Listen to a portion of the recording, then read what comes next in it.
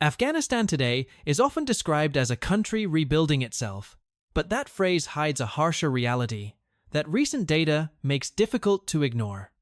According to the World Bank and the World Food Programme, more than half of Afghan households still struggle to secure enough food, and roughly 17 million people are classified as facing acute food insecurity. Several million children are suffering from moderate to severe malnutrition, a figure that has barely improved since international troops withdrew. In other words, the economic baseline from which all these mega projects are supposed to rise is not stability, but survival.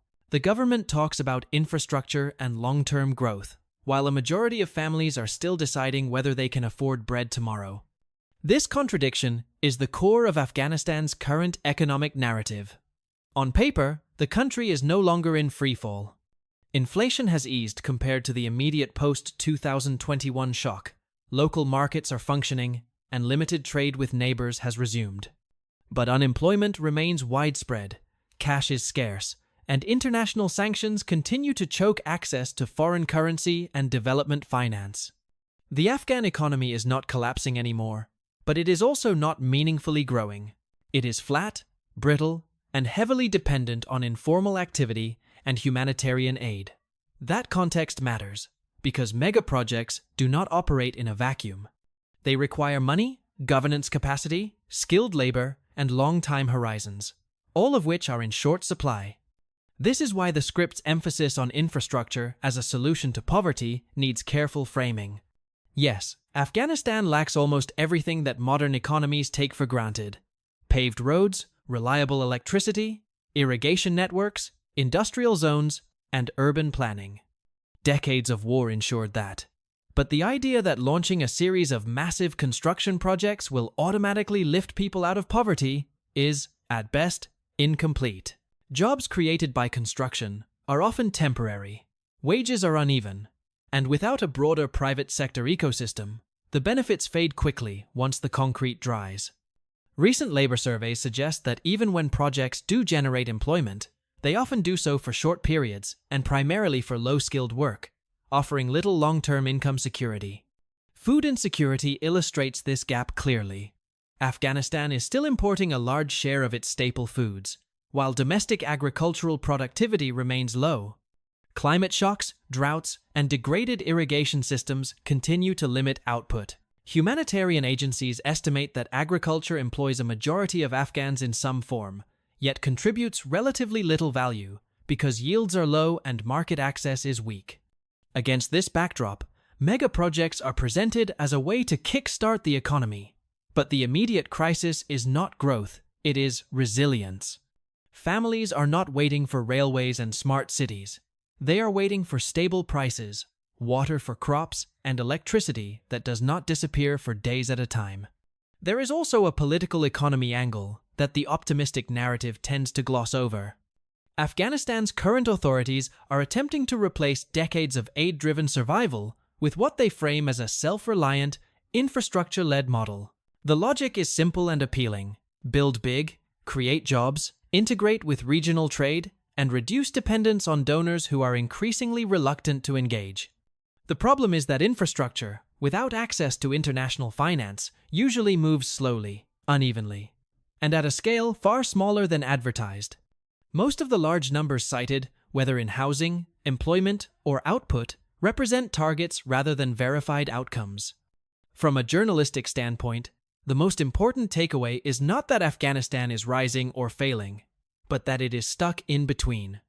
The country is no longer defined solely by war, yet it is far from economic normalization. Mega-projects emerge in this space as both genuine attempts at reconstruction and as political signaling, messages aimed at domestic audiences and regional partners that Afghanistan is open for business again.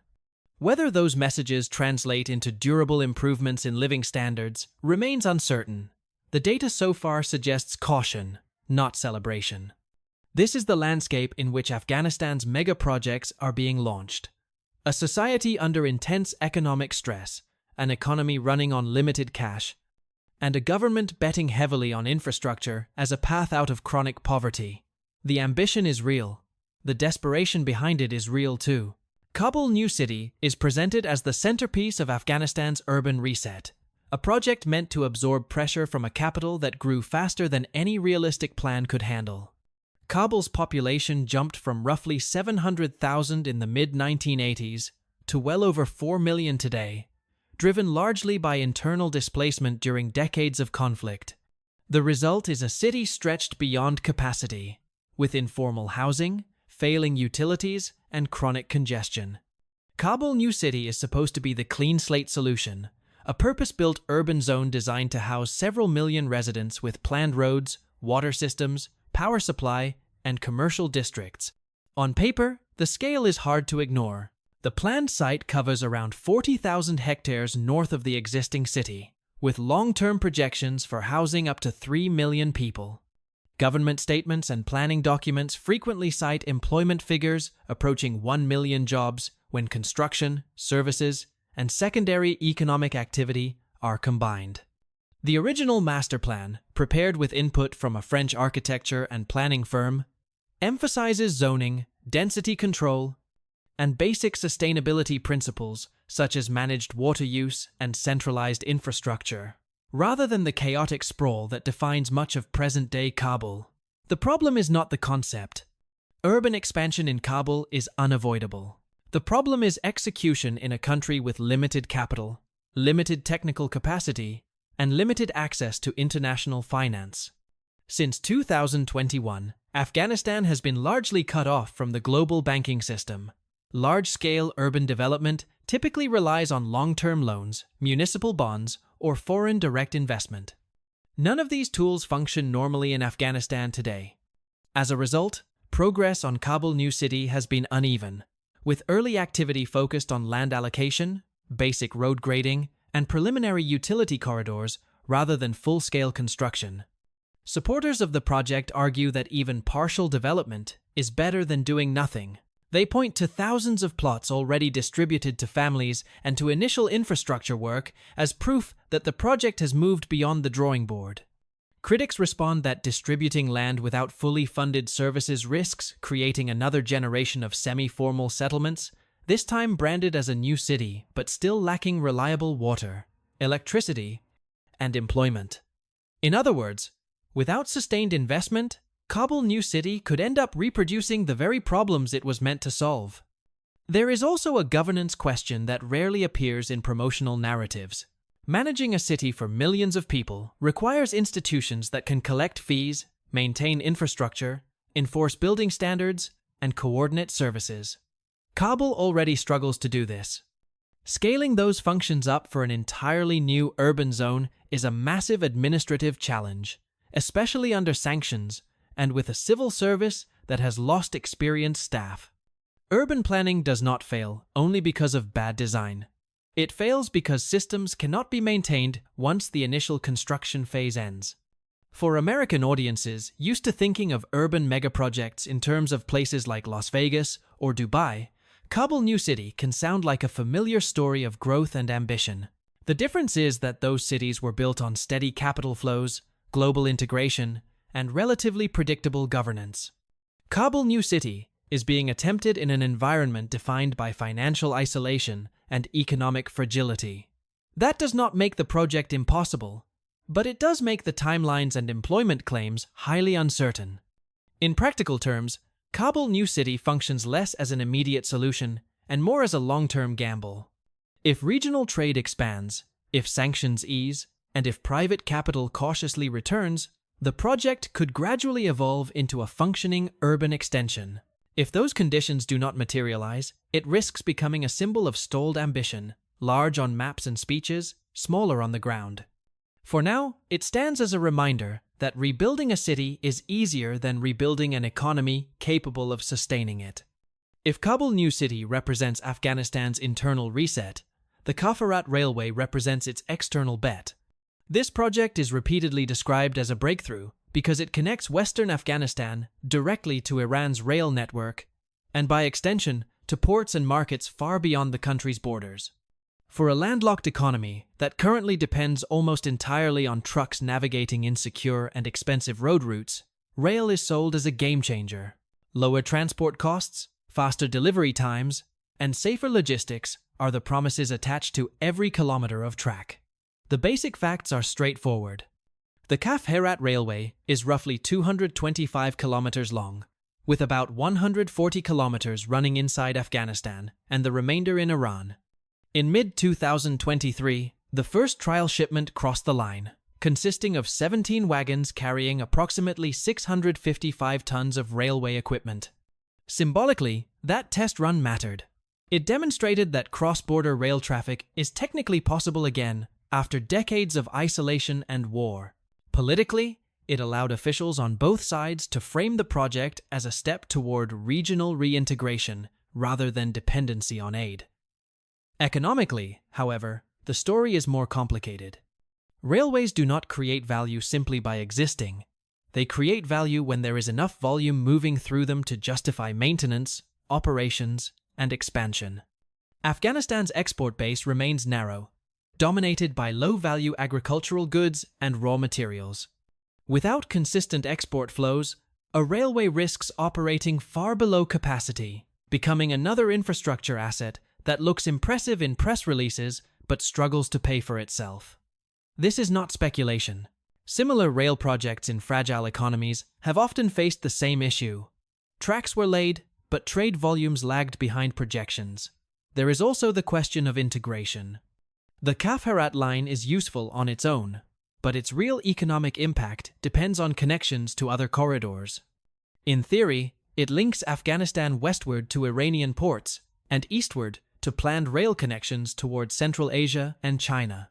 In practice, those links depend on parallel investments by neighboring countries, stable transit agreements, and predictable customs procedures. Any disruption along the chain, whether political or security-related, erodes the cost advantage that rail is supposed to offer over road transport. Supporters of the project argue that even modest trade volumes justify the investment because rail reduces damage, theft, and delays compared to trucking. They also point out that rail infrastructure has long lifespans, meaning the benefits accumulate slowly over decades, rather than appearing immediately. Critics counter that Afghanistan's current constraints are not primarily physical, they are institutional. Exporters face financing gaps, inconsistent regulations, and limited access to insurance and international payments. A railway does not fix those problems. It only becomes valuable once they are addressed. For an American audience used to rail projects being debated in terms of environmental benefits and commuter convenience, the Afghan case is more basic. This is about whether goods can move at all, and at what cost. Rail has potential, but potential alone does not move wheat, minerals, or manufactured products. The Kaf Herat Railway is best understood not as an economic miracle, but as an enabling tool. It lowers friction. It does not create demand. Whether it becomes a backbone of Afghan trade or a lightly used symbol of ambition will depend on factors far beyond steel and sleepers. The extension of the China-Pakistan economic corridor into Afghanistan is framed by officials as a historic inclusion, a moment when the country finally plugs into one of the largest infrastructure networks on the planet. In theory, this inclusion places Afghanistan along a belt of highways, railways, and logistics hubs stretching from western China to Europe, the Middle East, and parts of Africa. For a cash-starved economy with limited access to global finance, the appeal is obvious. Chinese-backed infrastructure promises speed, scale, and a degree of political insulation from Western sanctions regimes. From a purely geographic perspective, Afghanistan makes sense as a transit country. It sits between Central Asia, South Asia, and the Middle East, touching China through the narrow Wakhan corridor and linking naturally to Pakistan and Iran. Supporters of corridor expansion argue that this position has been wasted for decades due to war and instability, and that participation in China's economic networks could finally turn geography into revenue. Transit fees, logistics services, warehousing, and light manufacturing are often cited as downstream benefits that could gradually diversify the economy. The reality is more restrained. Inclusion in a corridor does not automatically translate into investment flows. China's recent overseas infrastructure strategy has become more selective, focusing on projects with clearer returns and lower political risk. Afghanistan scores poorly on both metrics. While announcements speak of hundreds of millions of dollars in potential investment, confirmed disbursements remain limited, and most projects discussed publicly are still at the memorandum or feasibility stage. For now, the corridor functions more as a strategic framework than as a construction boom. There is also a structural imbalance built into this model. Corridor economies often benefit strongest at the endpoints, where ports, industrial clusters, and financial services are concentrated. Transit countries in the middle capture a smaller share of value, mostly through fees and basic services. For Afghanistan, this means the upside is real but capped. Moving goods through the country creates activity, but it does not automatically build a broad industrial base or raise household incomes at scale. Without domestic production feeding into these routes, Afghanistan risks becoming a passageway rather than a participant. From a governance standpoint, corridor integration introduces new pressures. Customs efficiency, contract enforcement, and security along routes become critical. Any disruption, whether from local disputes or broader geopolitical tensions, can quickly undermine confidence. This is where the optimistic rhetoric often collides with operational reality. Maintaining uninterrupted corridors requires administrative capacity that Afghanistan is still rebuilding. It also requires coordination with neighbors, whose priorities do not always align. For an American audience familiar with debates around globalization and supply chains, the Afghan case offers a familiar lesson. Infrastructure can open doors, but it does not decide who walks through them or who captures the value inside. The China-Pakistan corridor extension gives Afghanistan access to a larger system, but access is not the same as advantage. Until domestic production, finance, and governance catch up, corridor inclusion remains a strategic option rather than a guaranteed economic lifeline. The Qush-Tepe Canal is the most ambitious and the most controversial project in Afghanistan's current development portfolio. Supporters describe it as an agricultural lifeline, a massive irrigation system that could finally stabilize food production in the north of the country. Critics see it as a regional flashpoint, a unilateral water diversion that risks destabilizing relations across Central Asia.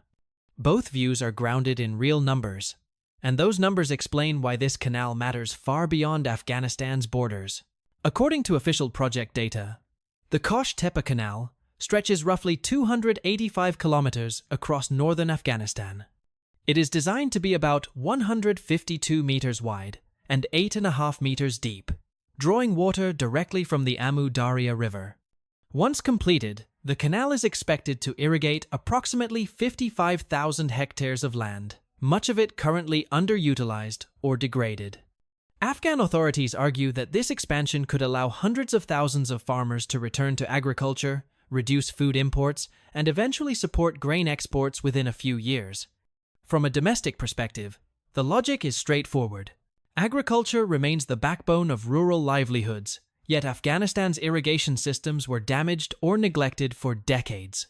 Climate change has intensified drought cycles, making rain-fed farming increasingly unreliable.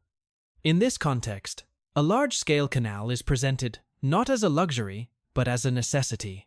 Officials routinely frame Qush-Tepe as the foundation for food security, rural employment, and long-term economic stability, especially in provinces that have seen repeated displacement due to drought. The regional implications are where the narrative shifts. The Amu Darya is not Afghanistan's river alone. It is a shared lifeline for Uzbekistan, Turkmenistan, and Tajikistan, countries that already face water stress and rely heavily on the river for agriculture and energy. Recent assessments by regional water management bodies and international research institutions warn that large new withdrawals could significantly reduce downstream flows, particularly during dry seasons. Even modest percentage reductions translate into serious consequences when millions of hectares of farmland are involved. What makes Qush-Tepe especially sensitive is the absence of a binding water-sharing agreement that includes Afghanistan. Unlike other Central Asian states, Afghanistan was largely excluded from Soviet-era water frameworks and has not been fully integrated into post-Soviet agreements. Legally, this gives Kabul room to maneuver. Politically, it raises alarms among downstream neighbors. Uzbek and Turkmen officials have already signaled concern. and analysts warn that water disputes, unlike trade disputes, tend to escalate quietly, and then suddenly. There is also a technical risk that receives less attention. Large canals require continuous maintenance, sediment management, and energy for control systems. If funding dries up or maintenance falters, efficiency drops and losses increase. In fragile states, this often leads to outcomes far below design capacity.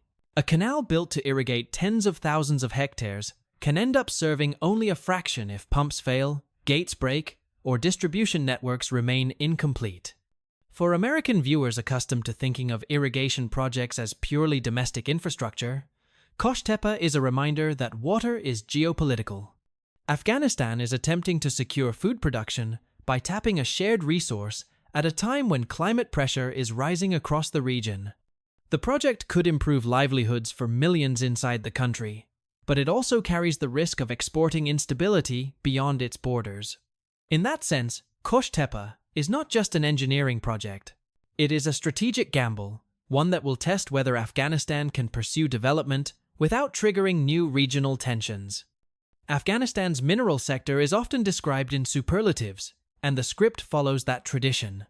The country is said to hold vast reserves of copper, iron ore, lithium, gold, and rare earth elements, figures that, on paper, place it among the most resource-rich states in Asia. Recent announcements reinforce that image. In August 2023, Afghan authorities confirmed the signing of mining contracts valued at more than $6.5 billion with domestic and foreign firms, including companies linked to China, Iran, Turkey, and the United Kingdom. The message is clear. Afghanistan intends to turn geology into revenue. There is no doubt that the mineral potential exists. Independent surveys conducted over the past 2 decades, including assessments originally supported by the United States Geological Survey, indicate significant deposits across multiple provinces. Copper at Mezainak, iron ore at Hajigak, and lithium-bearing formations in several regions have been repeatedly cited as assets that could underpin long-term industrial development. For a government facing chronic budget shortfalls, mining looks like a rare opportunity to generate export income without relying on donors. The gap between potential and production, however, is enormous. Mining is capital-intensive, slow to mature, and highly sensitive to political and security risk. Large-scale projects require years of exploration, environmental assessment, infrastructure development, and workforce training before meaningful revenue appears. Afghanistan currently lacks much of the supporting infrastructure that mining demands, including reliable electricity, heavy transport links, and processing facilities. Extracting ore is only the first step. Moving it, refining it, and selling it at competitive prices is where most projects fail or stall. Transparency is another unresolved issue. International investors, especially publicly listed firms, operate under strict reporting and compliance requirements. In a sanctioned and financially isolated environment, verifying contracts, ensuring payment channels, and enforcing dispute resolution becomes difficult. This is why many of the announced deals so far involve state-linked or privately held firms willing to accept higher risk in exchange for access. From a journalistic perspective, that does not invalidate the contracts, but it does complicate claims about rapid economic transformation. There is also the question of who benefits. Mining booms in fragile states often concentrate wealth while leaving local communities with environmental damage and limited employment. Without strong regulatory frameworks, revenue can bypass public budgets entirely.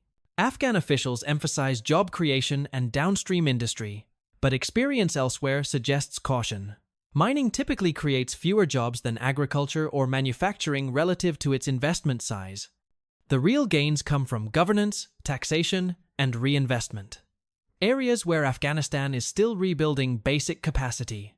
For American audiences familiar with debates over critical minerals and supply chains, Afghanistan's pitch is understandable. The global demand for lithium and rare earths is rising, and new suppliers are attractive. But mineral wealth alone does not guarantee development.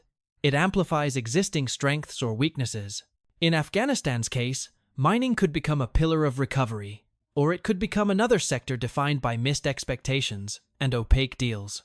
At this stage, the $6.5 billion figure signals intent, not outcome. The real test will be whether any of these projects move beyond signing ceremonies and into sustained, accountable production. Energy is where Afghanistan's development narrative either holds together or falls apart. Without electricity, railways move slowly, mines stall, irrigation systems fail, and cities remain half-functional. Today, millions of Afghans still lack reliable access to power, and those who do often face long outages and unstable supply. This is why regional energy projects like CASA 1000 and the Turkmenistan-Afghanistan-Pakistan-India gas pipeline are presented as potential turning points rather than technical side notes. CASA 1000 is designed to transmit surplus hydroelectric power from Central Asia southward, supplying Afghanistan and Pakistan with electricity generated in Kyrgyzstan and Tajikistan. For Afghanistan, the appeal lies not only in access to power, but also in transit fees that could provide a modest but steady revenue stream. Officials argue that even limited participation could ease chronic shortages and support industrial activity in key corridors. The problem, as always, is timing.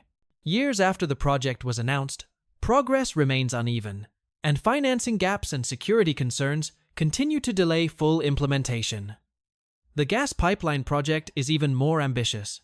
Stretching across multiple countries, it promises Afghanistan access to cheaper natural gas while earning fees for transit.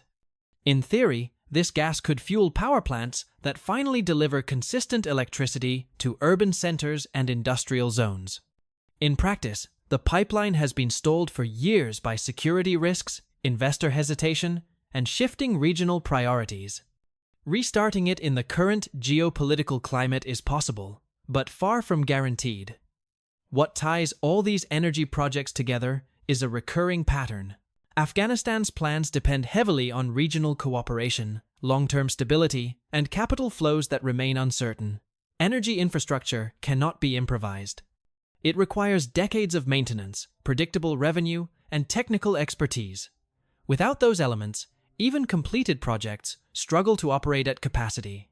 This is why energy is the quiet stress test of the entire mega-project strategy. If power remains scarce and unreliable, the rest of the development vision weakens. Taken together, Afghanistan's mega-projects tell a story that is neither a comeback nor a collapse. It is a country attempting to replace aid with infrastructure, ambition with output, and isolation with integration. Some of these projects will move forward, others will stall. A few may quietly fade away. For American audiences, the lesson is familiar. Big construction plans are easy to announce and hard to sustain, especially in fragile economies. Afghanistan's future will not be decided by how many kilometers of canal are dug or how many contracts are signed, but by whether these projects translate into steady jobs, affordable food, and reliable electricity for ordinary people. Thanks for watching. And what do you think about Afghanistan's push for mega projects as a path out of crisis? Leave your thoughts in the comments and join the discussion.